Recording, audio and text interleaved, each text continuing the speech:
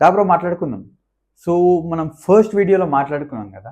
So basically he is none other than Ali Abdaal. Yes, Ali Abdaal చాలామందికి తెలుసు. ఒకవేళ తెలియకపోతే just check out. He is one of the great person who gives really good tips regarding productivity, value management and time management గురించి.